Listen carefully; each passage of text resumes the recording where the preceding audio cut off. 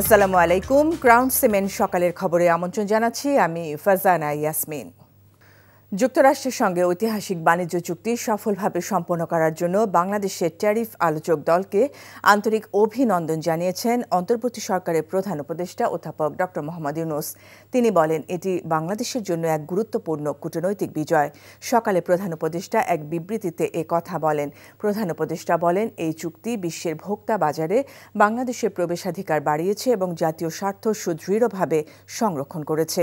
এদিকে যুক্তরাষ্ট্রে বাংলাদেশি পণ্যের উপর আরোপিত পাল্টা শুল্ক ৩৫% থেকে কমিয়ে ২০% করায় রপ্তানিতে কোনো বিঘ্ন ঘটবে না বলে আশাবাদ জানিয়েছেন বাণিজ্য উপদেষ্টা শেখ বশিরউদ্দিন। জুলাই সনদের দাবিতে শাহবাগের রাস্তা অবরোধ করে আজ দ্বিতীয় দিনের মতো বিক্ষোভ করছেন জুলাই যোদ্ধারা। এই মুহূর্তে সেখানে আছেন সিনিয়র করেসপন্ডেন্ট আপেল শাহরিয়ার। যুক্ত হচ্ছি তার সাথে। আপেল, শাহবাগের সবশেষ পরিস্থিতি কি? বিক্ষোভকারীরা কি বলছেন?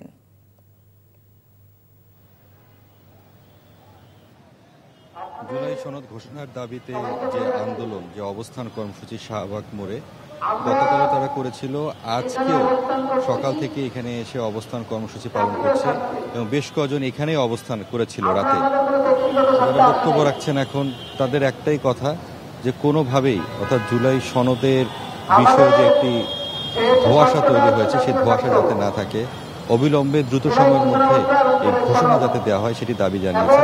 শুধুই যদি একটি ঘোষণার মধ্যে সীমাবদ্ধ না থেকে সংবিধানে এটি যাতে অন্তর্ভুক্ত করা হয় সেখানকেও তারা জোর দাবি জানাচ্ছে। আর আমরা দেখেছিলাম গতকাল এই শাহবাগ মোড়টি অবরোধ করে রাখার কারণে তীব্র যানজটের সৃষ্টি হয়েছিল। তবে আজকে যেটি লক্ষ্য করলাম, শুধু তারা শাহবাগ মোড়ের মাঝে অবস্থান করছেন এবং চারিপাশ দিয়ে যান চলাচলের জন্য একটু সুযোগ করে দেওয়া হয়েছে। যেহেতু আজকে শুক্রবার, যানবাহন এমনিতেই কম রাস্তায়, এই জন্য খুব একটা ভোগান্তি হচ্ছে না সাধারণ মানুষের। তবে এখানে এখন অবস্থান কর্মসূচি পালন করছেন এবং আহ্বান জানানো হচ্ছে যারা গণ অভ্যুত্থানের সঙ্গে যুক্ত ছিলেন, যারা সবাইকে এই অবস্থান কর্মসূচিতে এসে যোগ দেওয়ার আহ্বান জানানো হচ্ছে। আমরা জানছিলাম শাহবাগ থেকে জুলাই যোদ্ধাদের অবস্থান কর্মসূচির খবর। গণ অভ্যুত্থান পরবর্তী অন্তর্বর্তী সরকারের অনেক বড় কোনো অর্জন না থাকলেও স্বৈরশাসনের ধ্বংসস্তূপ থেকে একটি ধারায় তারা দেশকে নিয়ে আসতে পেরেছে বলে মনে করেন বিএনপি মহাসচিব মির্জা ফখরুল ইসলাম আলমগীর। এনটিভির সাথে একান্ত সাক্ষাৎকারে তিনি বলেন, রাজনীতিতে বিভিন্ন মত পথ থাকবেই, তবে বিভাজনের সুযোগ নিয়ে ফ্যাসিবাদ ফেরার কোনো শঙ্কা নেই। ৫ই আগস্ট পরবর্তী সময়ে রাজনীতিতে ডানপন্থীদের উত্থানকে উদ্বেগের বলেও মনে করেন তিনি। হাসান মাহমুদের রিপোর্ট।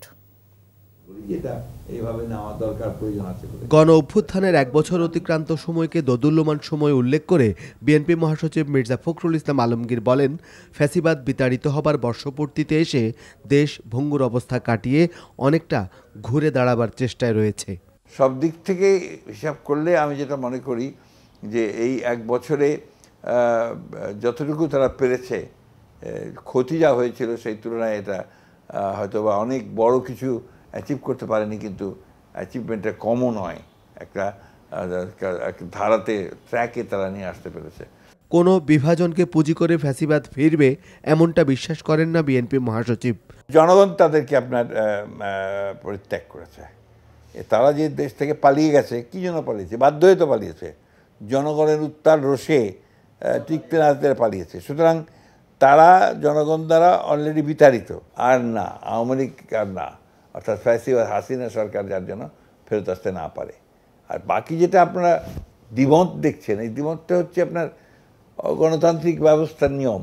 রাজনীতিতে ভিন্নমত থাকাটা স্বাভাবিক, যার একটি সীমারেখাও থাকতে হবে। কতগুলো বিষয় আছে যেখানে রাজনৈতিক দলগুলো তারা ভিন্নমত পোষণ করবে, এটাই তো স্বাভাবিক। এটা সমাধান কিভাবে হবে? আলোচনার মাধ্যমে যদি সমাধান হয়ে যায় তাহলে সবচেয়ে ভালো, যেটা চেষ্টা চলছে এখন, এটা হচ্ছে দ্য বেস্ট থিং। আর যদি না হয় তাহলে গো টু দ্য পিপল। আপনি ইলেকশনে যাবেন, ম্যানিফেস্টোতে নিয়ে আসবেন, সেই ইস্যুগুলো জনগণ ভোট দেবে। আপনাকে যদি ভোট দেয় আপনারটা থাকবে, আমাকে ভোট দিলে আমারটা থাকবে। ক্ষমতার ভারসাম্যের ক্ষেত্রে সাংবিধানিক সংস্কারের বিষয়ে মতানৈক্যকে ইতিবাচক হিসেবেই দেখেন বিএনপি মহাসচিব, তবে দক্ষিণপন্থীদের উত্থানকে দেখেন উদ্বেগের কারণ হিসেবে।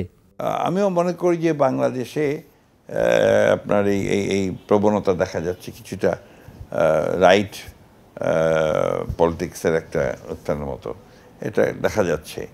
তো এটা আমরা খুব উদ্বিগ্ন এই কারণে যে এটা নেভার একটা দেশের জন্য খুব ভালো না। তারেক রহমান শীঘ্রই দেশে ফিরবে জানিয়ে মির্জা ফখরুল বলেন, নির্বাচনের তফসিল ঘোষণার পরই শরিকদের সাথে আসনের বিষয়গুলো আলোচনা শুরু হবে। Hasan Mahmud, NTV news, Dhaka. সকালের খবর এটুকুই। এই খবরের ভিডিও সহ আপডেট জানতে ভিজিট করুন NTV অনলাইন www.ntvbd.com। এছাড়াও NTVর জনপ্রিয় সব অনুষ্ঠান ও খবরের আপডেট জানতে ভিজিট করুন আমাদের ইউটিউব ভেরিফাইড ফেসবুক পেজ। 12টার মধ্যাহ্নের খবর দেখার আমন্ত্রণ রইল। ধন্যবাদ সবাইকে।